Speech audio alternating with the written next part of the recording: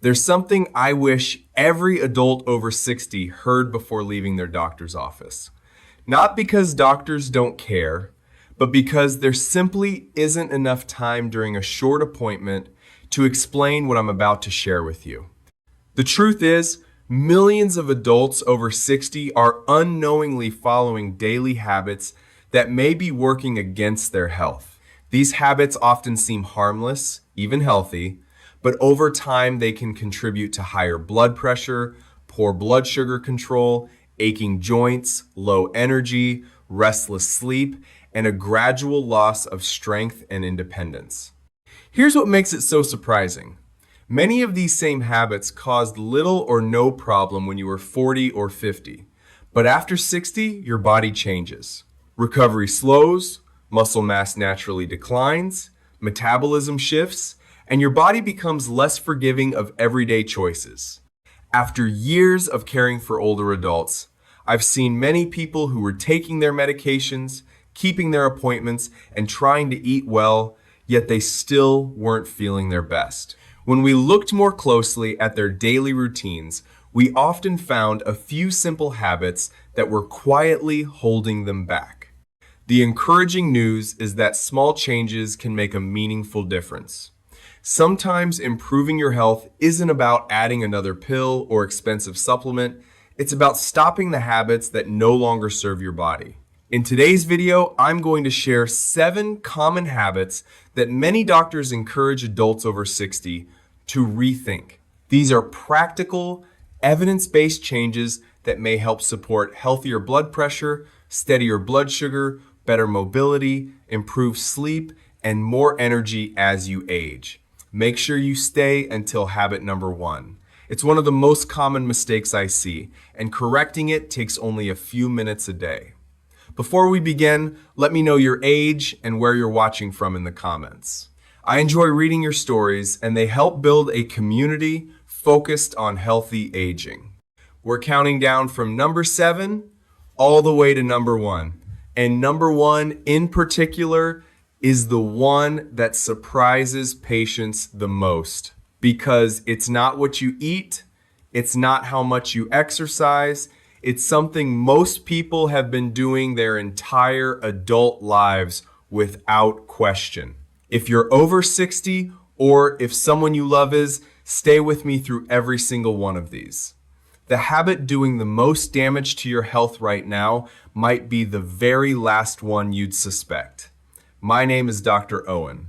I've spent over 20 years in internal medicine and geriatric care. And in that time, I've noticed one pattern that repeats itself constantly. The habits that harm older adults the most are almost never the obvious ones. This channel exists to close that gap, to give you the information that doesn't always make it into a short office visit. Practical, evidence-based guidance that helps you stay strong, independent, and in control of your own health for as long as possible. Before we get into today's countdown, I want to ask you something directly. How many of your daily habits are exactly the same as they were 20 years ago? The way you start your morning, what you do after meals, how you wind down at night. For most people, the honest answer is not much has changed. And that's precisely the problem, because the body you're living in today is not the same body you had at 45. The habits have to change with it. Drop a comment below and tell me, which one of your daily routines do you wonder most about? I read every single one. Let's get into the countdown. Number 7, stop sitting for more than 30 minutes without moving. And this one is going to challenge something you probably believe about yourself. Most people over 60 don't think of themselves as sedentary. You walk in the morning, you do chores, you stay reasonably active. But here is what recent research has made undeniably clear. The danger of prolonged sitting is completely separate from how much you exercise. You can walk 30 minutes every morning and still be doing measurable damage to your cardiovascular system by sitting in the same chair for 3 hours every afternoon. The American Heart Association now classifies extended unbroken sitting as an independent cardiovascular risk factor, even in people who meet daily exercise guidelines. Here's what happens inside your body during long sitting stretches. The large muscles in your legs and hips go completely inactive. When those muscles shut down, your body's ability to regulate blood sugar drops sharply. For anyone managing prediabetes or type 2 diabetes, that's a direct driver of elevated readings after meals. Circulation also slows in the lower legs, increasing clot risk. And when you finally stand up after 90 minutes in your recliner, blood pressure can spike and cause dizziness, a condition called orthostatic hypotension, which is one of the most common causes of falls in older adults. The fix costs nothing. Set a timer for 25 minutes. When it goes off, stand up, walk to the kitchen, march in place for 60 seconds. That brief interruption restarts circulation, re-engages the leg muscles, and resets blood sugar regulation in a way that carries measurable benefit for the rest of the day. If you're on blood pressure or blood sugar medication, speak with your doctor. Some patients see enough improvement from movement breaks that their dosages need adjusting. Coming up next, something you're probably doing the moment you wake up tomorrow morning that's working directly against your heart. Number 6, stop reaching for coffee before you drink water. This one is going to hit close to home because it involves a morning ritual most people have had for 40 or 50 years without ever questioning it. You wake up, the coffee maker goes on. Within 5 minutes of opening your eyes, you're holding a warm mug. And honestly, for most of your adult life, that was fine. But after 60, that habit is starting your day with a quiet physiological mistake. Here's why. Your body just spent 7 or 8 hours without fluids. You've been breathing, perspiring, and running kidney function all night. You wake up mildly dehydrated every single morning. And here's the age-specific part. The sensation of thirst weakens as we get older. Many adults over 60 are already fluid deficient before they get out of bed and don't feel it at all. Now add coffee or tea. Both are mild diuretics. They tell the kidneys to release more fluid than you're taking in. So the very first thing you're doing to an already dehydrated body is pulling more water out of it. That compounds the morning deficit before you've even had breakfast.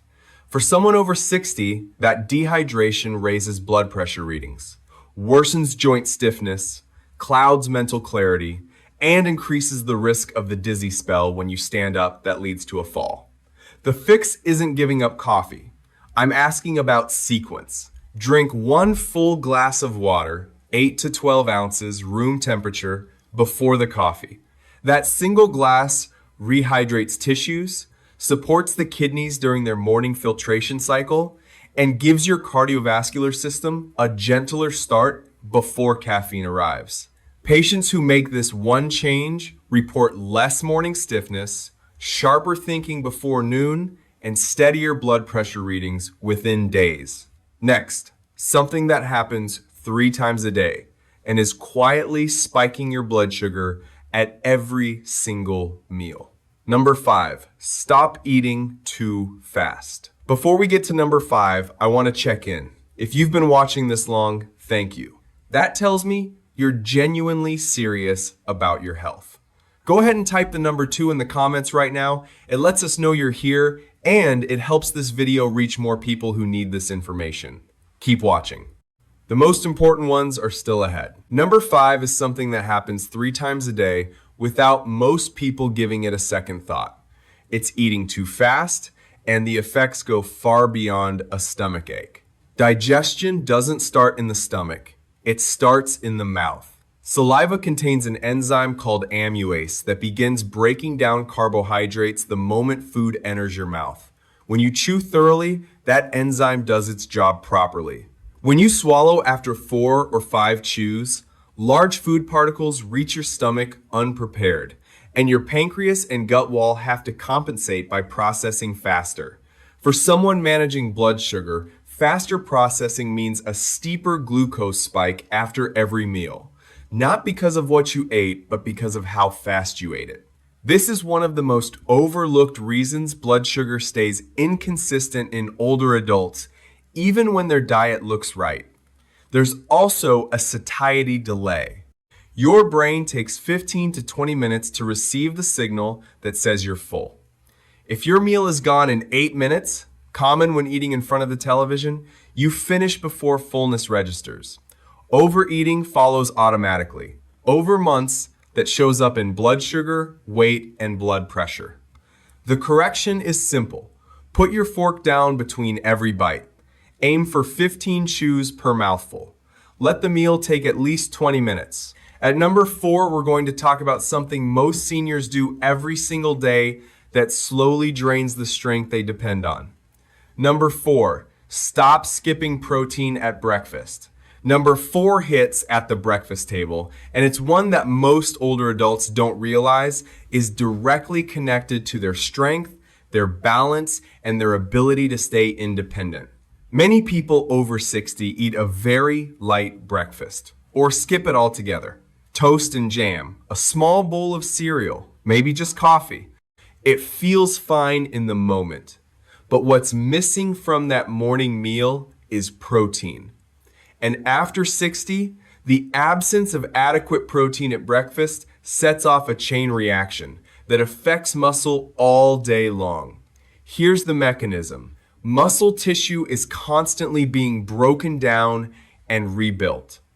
This process, called protein turnover, requires a steady supply of amino acids, the building blocks found in protein-rich foods. After the overnight fasting period, your muscles are at their most depleted. The morning meal is the most critical window for delivering protein because the body is primed to use it immediately for muscle repair and synthesis. When breakfast is mostly carbohydrates, bread, cereal, fruit juice, the body gets energy, but the rebuilding process gets delayed. And in older adults, this delay is not fully recovered at lunch or dinner.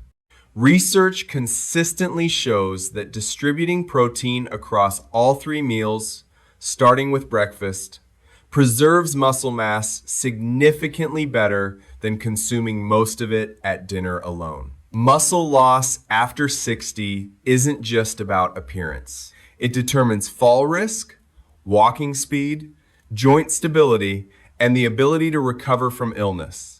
Each year of inadequate protein accelerates that loss in ways that grow harder to reverse. The fix is straightforward. Aim for 20 to 25 grams of protein at breakfast. Eggs, Greek yogurt, cottage cheese, or a small portion of fish or lean meat all work. If you have kidney disease, check with your doctor first. Protein needs differ. Up next, a habit so common it's practically invisible. Quietly raising your blood pressure every single night. Number 3, stop going straight to bed from the television. Number 3, and this one may be the most underestimated habit on this entire list because you don't feel its damage in the moment. You feel it the next morning when you wonder why you're exhausted after 8 hours in bed. Here's the pattern I see constantly. Television until 9 or 10 at night. Usually the news or something emotionally engaging. Lights off, straight to bed, then lying awake for 45 minutes, waking at 2 inches the morning, rising unrested. This is not a sleep problem, it's a nervous system problem. Your body has 2 nervous system modes, the sympathetic state, which governs alertness and stress response, and the parasympathetic state, which governs rest and recovery. For sleep to be restorative, you need time to shift into parasympathetic mode before closing your eyes. In older adults, that transition takes considerably longer than it did at 40, and it's far more easily disrupted. Screens emit blue spectrum light that suppresses melatonin, the hormone that initiates sleep. News and emotionally charged content keep stress hormones elevated. When you go straight from that activated state into bed, your body carries that activation into early sleep, fragmenting rest, elevating overnight blood pressure, and cutting short the deep sleep stages your body needs for tissue repair and memory consolidation. For anyone managing high blood pressure, atrial fibrillation, or heart disease, Chronically elevated overnight blood pressure is a recognized cardiac risk factor, not just a sleep annoyance. The solution is a 4 or 5 minute wind down before bed. Dim every light in the house. Turn off the news. Put the phone in another room. Read something calm. Try slow breathing. 4 counts in, hold 4, exhale for 6. That pattern has been shown to activate the parasympathetic system and lower resting heart rate within minutes. One habit shift in the evening measurably changes what your heart does all night long. If you've made it this far, most people haven't. And that says something real about you. Type the number 4 in the comments right now. Let's see who's still here. Now, number 2 and number 1. These are the two that change everything.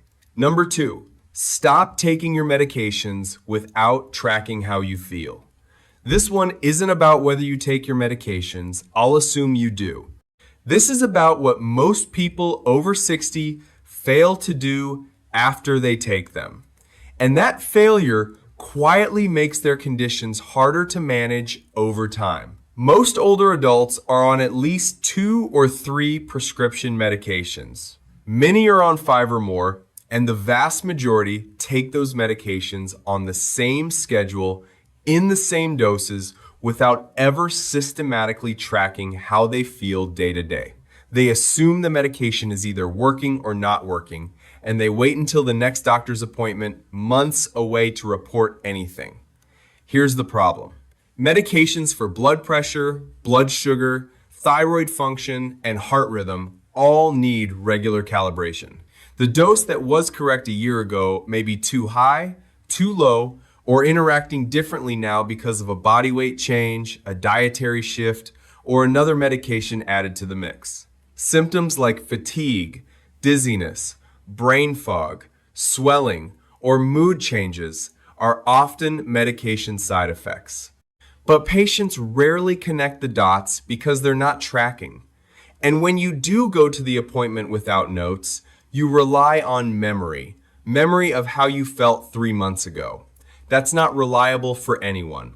And doctors make prescribing decisions based on what you tell them.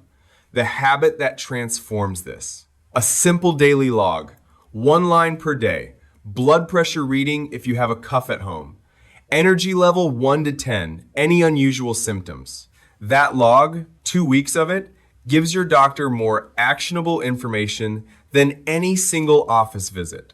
You are your own most important health monitor. The data you collect between appointments is irreplaceable. One more section to go, and this is the one I've been saving. Before we get to number 1, I want to pause. If you've watched this far, you're the kind of person who takes their health seriously. And that matters more than any single habit. Go ahead and type your name, age, and where you live in the comments below. It tells me this information is reaching people who genuinely want to understand what's happening inside their own bodies. I see every comment. Thank you for being here. Now, number one, stop dismissing what your body is trying to tell you. I want you to hear this one carefully because it isn't about a food, a supplement, or a bedtime routine. It's about a pattern of thinking that is, in my clinical experience, the single most dangerous habit adults over 60 carry through their later years. It's the habit of explaining away what your body is telling you. You climb a flight of stairs and feel a little short of breath. I'm just out of shape. You have a dull pressure in your chest after lunch, probably indigestion. Your ankles are swollen by evening. I was on my feet too long. A word slips away from you, just tired. An unexplained fatigue has been sitting on you for 3 weeks. That's just getting older. These explanations feel reasonable, they feel responsible, but they are costing people their lives. The body over 60 communicates differently.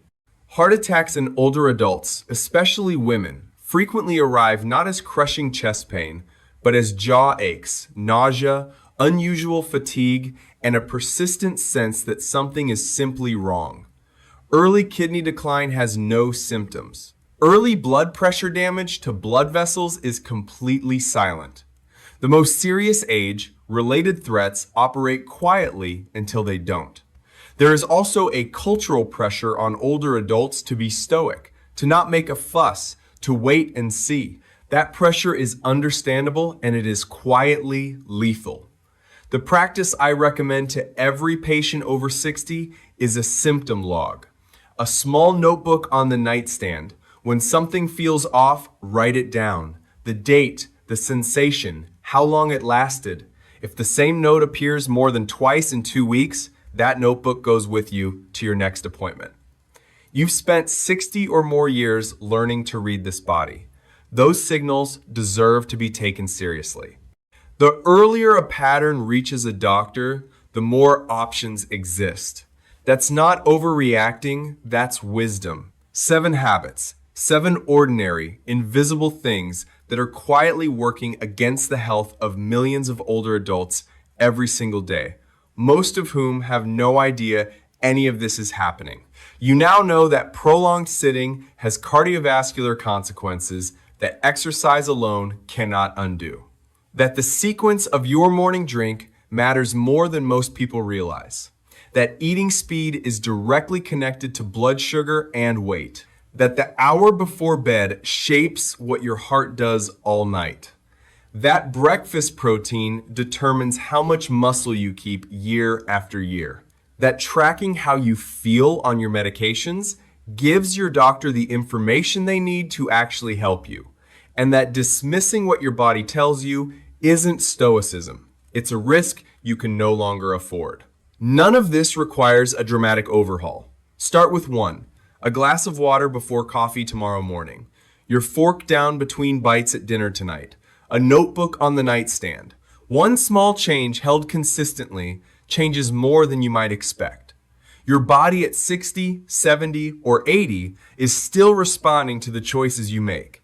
Every good habit you build from this point forward isn't just slowing decline. It's actively improving the quality and independence of the life you're living right now. If this video helped you see something you hadn't noticed before, share it with a spouse, a sibling, or a close friend. Because these habits affect more than one person, they affect every family connected to that person. If you haven't subscribed yet, now is a good time. Leave a comment telling me which habit you're starting with. I genuinely want to know. This community is built on those conversations. Thank you for being here today.